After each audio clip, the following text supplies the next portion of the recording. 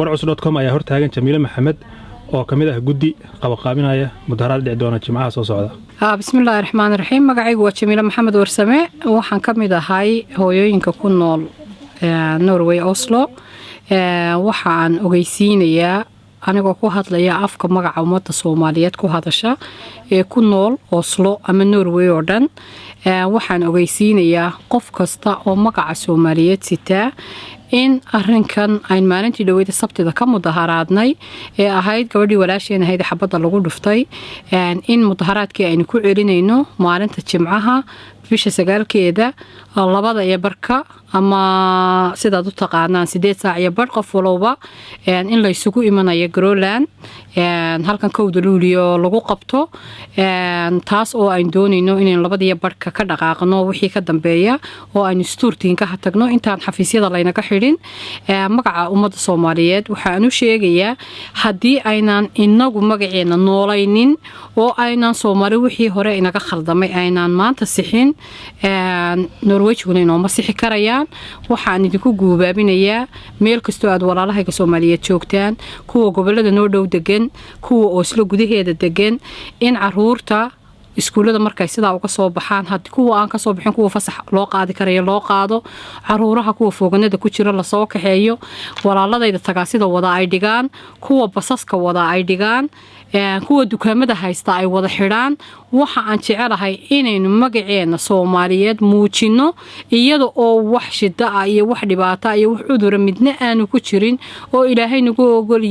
og yahay oo aynu magaca Soomaaliyeed halkan maanta ku joogno ee hoos galay aynan saro soo qaadna aynu doonayno waxa weeyaan wax kastaba maalin baa la toosiyaa Soomaaliya wixii hore inaga khaldamay dib ha u eegina waxaan idinka codsanayaa walaalayaal oo aan cod dheer idinku soo diraya in aynu nahay ummad mid kaliya markaynu halkan joogno laakiin qof kasto oo walaal siyaasadda aad aaminsan tahay iyo dadnimadaada waxaad aaminsan tahay adiga jeebka ku haysta qofna looma diidayo wuxuu aaminsan yahay iyo wuxuu haysto iyo halku ka yimi laakiin ta aynu halkan ku wada joognaa waa midnimo iyo cudud buuran aynu wax ku wada qabsan karo waxa aan idinku boorinayaa oo aan idin sheegaya naftayda ka bilaabaya intaynu Ilaahay dib ugu noqono waayo waxaan u maraynaynaa in Ilaahay ka yara dheeraanay oo aynaan maaragtay dekaraahiye inagu dhacday waxaynu nahay qaranka dhan ee dalkoodii haaf oo halkan ku nool yahay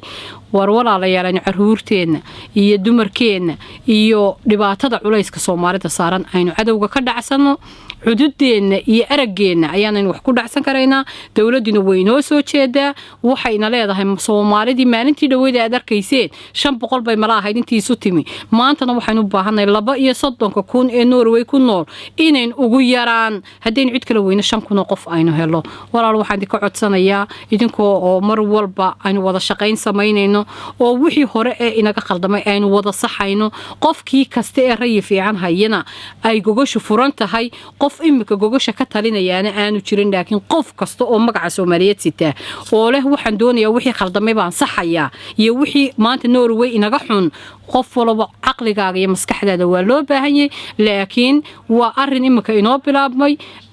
dhibaatada ugu weyn maanta inaga hadlinaysaana ay tahay hooyooyinkeena caloosha laga tooganayo ee cidina la hadashana aynu laanahay dawladii ayeen u baahanay inay nala hadasho istuurtiingeyn soo taagayna waxaan idinka codsanayaa ina cududda Soomaaliyeed soo midaysaan oo qof walba shaqada aad haysato maalinta Jimcaha hadaad fasax qaadan karto ama aad bedelan karto wali waqti baad haysataa aad bedelato waxaan halkan uga mahad celinayaa walaalkay Xasan iyo wabkiisa in uu u qoro oo ku taageero magaca ummadda Soomaaliyeed inuu ogeysiiska gaarsiiyo Xasan aad iyo aad baan ku salaamaya ummadda Soomaaliyeed meel kasta ay joogto waan salaamaya guul iyo gacmo isqabsada baan isku ognahay wassalaamu calaykum wa rahmatullaahi wa barakaatuh